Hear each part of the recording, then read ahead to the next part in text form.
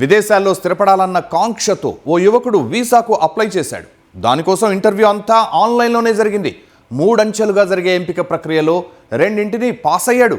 3వ రౌండ్లో ఏది చెప్పినా అవతల నుంచి మాత్రం ఆటోమేటిక్ సిస్టంలా ఒకే సమాధానం వచ్చింది. అనుమానంతో కార్యాలయానికి వెళ్ళిన అతను నిర్ఘాంతపోయాడు. అక్కడ తనలాంటి వాళ్ళు ఎంతోమంది ఉన్నారు. ఆరా తీస్తే అందరూ అనూహ్యంగా 3వ రౌండ్లో ఫెయిల్ అయిన వాళ్లే. ఇంకేముంది, విషయం పోలీసులకు చేరింది. దర్యాప్తులో వారేం తేల్చారు? ఈ తతంగం మొత్తం వెనుక ఉన్న మాస్టర్ మైండ్స్ ఎవరు?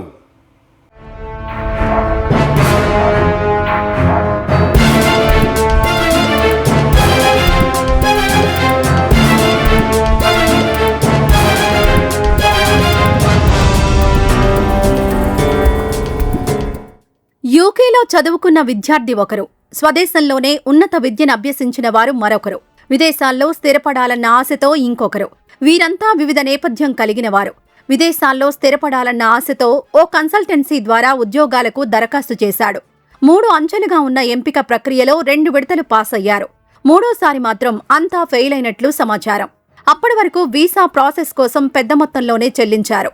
ఇంటర్వ్యూల గురించి కార్యాలయానికి వెళ్లిన వీరంతా ఒకే విధంగా మోసపోయినట్లు తెలుసుకున్నారు. అదెలా సాధ్యం? అసలు ఈ ఇంటర్వ్యూల వెనుక మర్మమేంటి?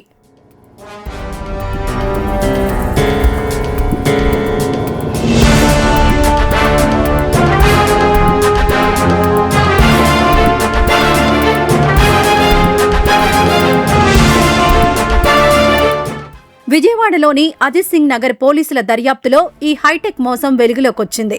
విదేశాల్లో స్థిరపడాలనుకున్న వారి ఆశలే పెట్టుబడిగా ఫ్లయింగ్ బార్డర్స్ అనే కన్సల్టెన్సీ సంస్థ కోట్ల కుంభకోణానికి తెరలేపింది.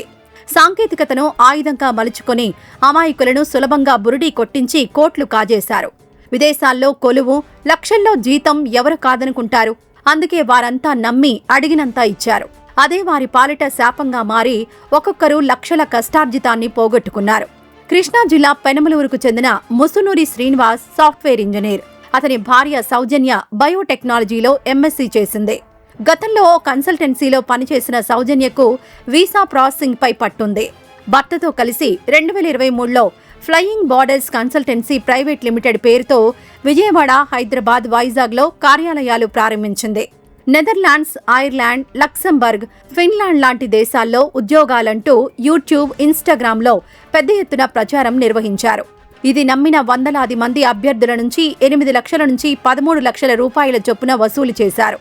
చివరకు మోసపోయామని గ్రహించి లబోదిబోమంటున్నారు. ఇంటర్వ్యూ పెట్టించడం వాళ్ళే, ఫెయిల్ చేయించడం వాళ్ళే. ఈ రెజ్యూమ్ లేకుండా నా జాబ్ ప్రొఫైల్ ఎలా క్రియేట్ అవుతుందండి? ఇంటర్వ్యూ అయిపోయిన తర్వాత ఫీడ్బ్యాక్ అనేది ఏదైతే ఉంటుందో అది ఒక ఏఐ జనరేటెడ్ అండి. మా యొక్క ఇంటర్వ్యూ ఏదైతే ఉంటుందో దాన్ని ఒక ఏఐకి ఇచ్చి ఇక్కడ ఈ పర్సన్ ని రిజెక్ట్ చేయాలా, ఏం చేయాలా అని ఇస్తే అదొక ఏఐ డిస్క్రిప్షన్ అండి. ప్రతిసారి unit to in depth answer. So ఇక్కడ మానసికంగా ప్రతి ఒక్కరు సఫర్ అయింది ఏంటంటే ఒక రిజల్ట్ వచ్చేకి వ్యవధి 15 రోజులండి. ఒక్కొక్కసారి కొన్నిసార్లు అంటే దానికి కూడా సో ఇట్లా ఇంటర్వ్యూ ప్రాసెస్ లాగ్ అవడం జరిగింది.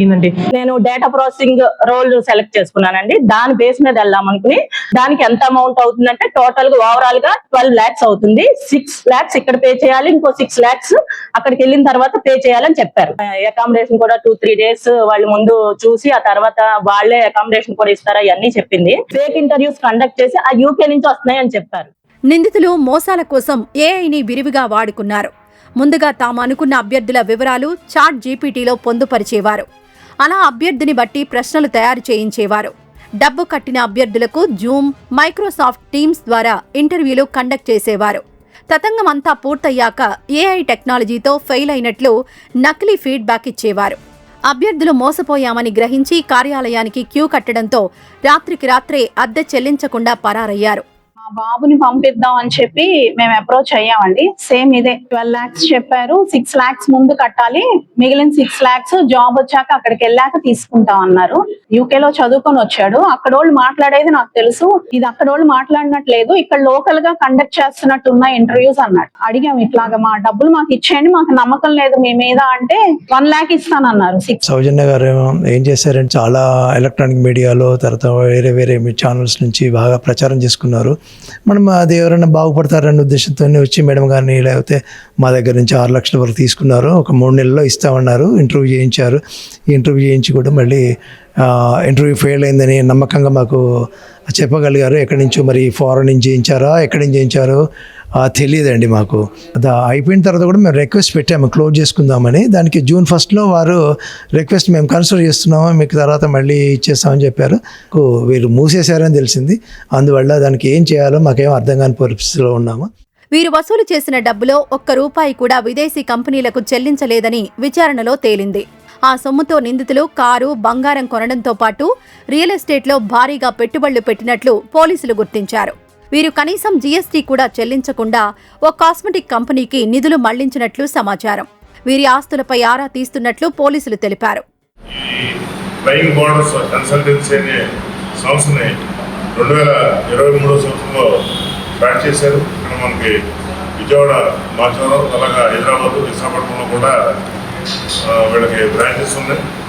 వీళ్ళు ఏంటంటే ఈ అన్ఎంప్లాయిడ్ ఎవరైతే ఉన్నారో వీళ్ళందరినీ కూడా స్కిల్డ్, సెమీ స్కిల్డ్, అన్స్కిల్డ్ కింద ఈ కేటగిరీ కింద విభజించి దీన్ని వీళ్ళని యూరోప్ దేశాలైన నెదర్లాండ్స్, ఐర్లాండ్, లక్సంబర్గ్, ఫిన్లాండ్ దేశాల్లో ఉద్యోగాలు కల్పిస్తామని చెప్పి ఒక్కొక్కటి నుంచి 8 లక్షల నుంచి 11 లక్షల వరకు వసూలు చేస్తూ ముందుగా 50% మొత్తాన్ని ఎన్రోల్మెంట్ ఫీ కింద మరియు ప్రాసెసింగ్ ఛార్జెస్ కింద తీసుకుని వీళ్ళకి ఫేక్ ఇంటర్వ్యూస్ ఒకటి కల్పించి దాంట్లో ఫెయిల్ అయ్యారనే ఉద్దేశంతో వాళ్ళకి మళ్ళీ మెయిల్ ద్వారా, వీళ్ళ ఆఫీస్ మెయిల్ ద్వారానే ఇది ఫెయిల్ అయ్యారని చెప్పి వాళ్ళకి రిప్లై పంపించి వీళ్ళందరినీ కూడా మోసం చేయడం జరిగింది. ఇద్దరి మీద దీంట్లో ఇప్పటివరకు విజయవాడలో 700 మంది ఈ బాధితులని గుర్తించడం జరిగింది. అలాగే సుమారు వీళ్ళు 11 crores వరకు వసూలు చేసినట్లు మనకి దర్యాప్తులో తెలిసింది. ఇప్పటి వరకు విజయవాడలో 700 మంది, విశాఖలో 130 మంది వీరి చేతిలో మోసపోయారు. హైదరాబాద్ బాధితులపై ఇంకా స్పష్టత రాలేదు. ఈ దంపతులపై ఇప్పటికే ఏపీ, తెలంగాణలో 8 చీటింగ్ కేసులు నమోదయ్యాయి. ఆ కేటుగాళ్లను హైదరాబాద్లో అదుపులోకి తీసుకున్న పోలీసులు బాధితులెవరైనా ఉంటే తమకు ఫిర్యాదు చేయాలని సూచించారు.